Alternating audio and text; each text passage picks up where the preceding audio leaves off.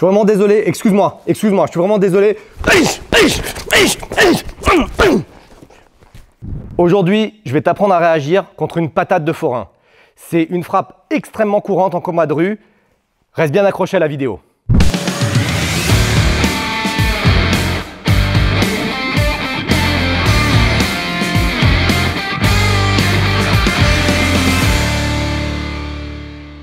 Comment réagir contre une patate de forain? C'est une des frappes les plus courantes qu'on peut rencontrer dans un combat de rue face à deux adversaires qui n'ont pas d'habitude de combat. Okay? Ou même si c'est quelqu'un qui a une habitude de combat, deux personnes qui ne sont pas entraînées si tu veux. Okay? On va rentrer dans la vidéo, mais avant ça, je t'invite à t'inscrire à ma liste email pour recevoir régulièrement tous les emails qui vont pouvoir te permettre de sauver ta vie. Donc tu trouveras le lien sous la vidéo, fais-le, le contenu de ces emails pourra vraiment t'aider à te défendre, à développer ta confiance en toi et ton mental. Alors, c'est quoi la patate de forain? On appelle aussi ça sucker punch en anglais. C'est la frappe, une des frappes les plus dévastatrices si on veut créer un chaos rapidement chez quelqu'un. D'accord? La plupart du temps, c'est une frappe qui vient de très loin. Ça veut dire que si je fais la frappe, à partir de ce genre de position, il va y avoir une prise de distance pour pouvoir emmagasiner de l'énergie et partir pleine bourse sur la personne qui est en face. Donc vraiment, on le voit, hein, si jamais je suis face à face, c'est pas le coup du boxeur qui va partir tout droit et bien propre, mais c'est vraiment d'un point de vue instinctif, d'un point de vue animal, c'est je prends de l'élan, donc on a tout le poids qui est sur la jambe, on a des épaules qui partent en arrière, on a la main qui va descendre très bas et le but, c'est partir pleine bourre pour pouvoir frapper. Au niveau de la frappe, ça va être fait sur les côtés du visage, rarement fait de face. Pourquoi? Parce que le fait de frapper sur les côtés, ça va engendrer une rotation de la tête et la rotation de la tête va créer le chaos.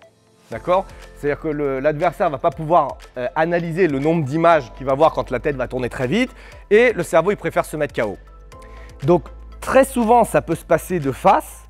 Mais on voit aussi beaucoup de vidéos, d'accord? Si tu te balades un peu sur YouTube, tu peux trouver des vidéos de sucker punch où la victime est face à quelqu'un, donc toute son attention est face à moi, et l'attaquant il est ici. Et c'est la même chose, ça veut dire qu'il va prendre appui et bam, partir, et on a la même chose, ça veut dire une frappe rotative et l'autre personne tombe KO. Donc, comment se défendre contre la patate de forain? Je vais te donner maintenant des outils essentiels qui vont vraiment te permettre de sauver ta vie. La première chose, c'est la distance.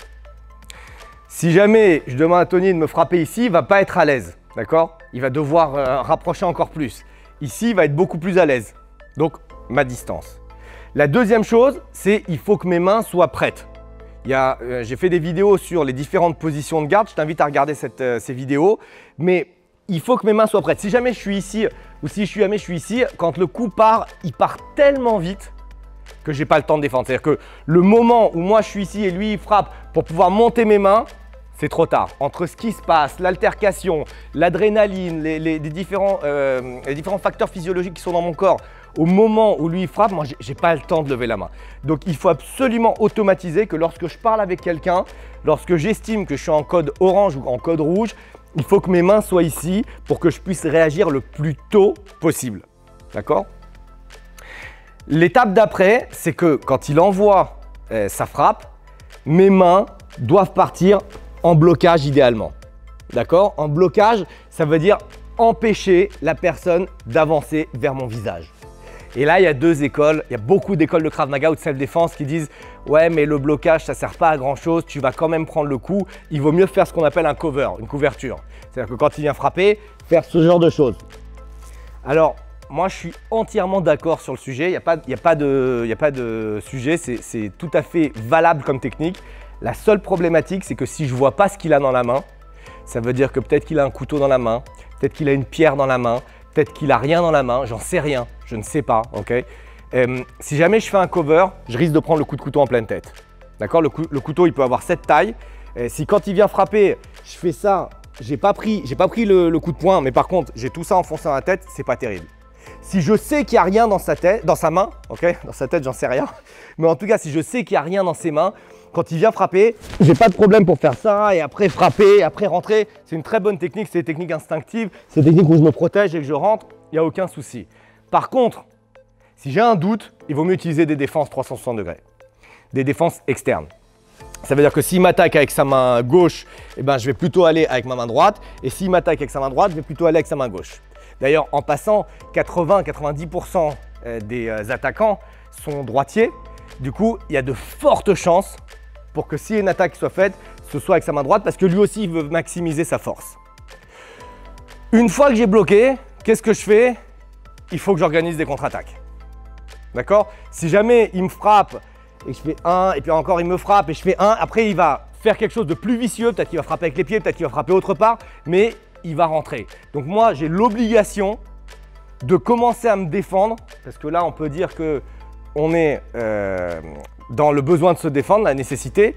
Je peux peut-être pas fuir, il n'y a plus de possibilité d'échanger, de discuter avec lui. Il faut que je réagisse parce que, avec quelque chose de proportionnel évidemment, et c'est maintenant. Okay, l'attaque elle est maintenant. Donc du coup, on a tout ce qui est relié à la légitime défense. Donc quand il va attaquer, si je peux contre-attaquer en même temps, ça veut dire et défendre et contre-attaquer simultanément, j'essaye de le faire. D'accord? Si j'ai défendu et après je me suis dit contre-attaque, fais quelque chose parce qu'il va remettre une contre-attaque, j'essaye de le faire. Combien de contre-attaques je mets derrière? Autant que nécessaire, tant que ma vie est en danger. D'accord? Quand il n'y a plus de danger, si je mets un coup de poing et que la personne est par terre, pas besoin de continuer, pas besoin de s'acharner. Si jamais je mets un coup de poing mais il n'est pas efficace, il faut remettre un deuxième, un troisième, tu frappes ce que tu as besoin pour être en sécurité et hors de la zone de danger. Alors dans cette vidéo, on a vu comment se défendre contre une patate de forain. Je te rappelle encore une fois que c'est une attaque qui est excessivement violente, c'est une attaque qui vient de loin, donc tu as la possibilité de pouvoir la voir arriver.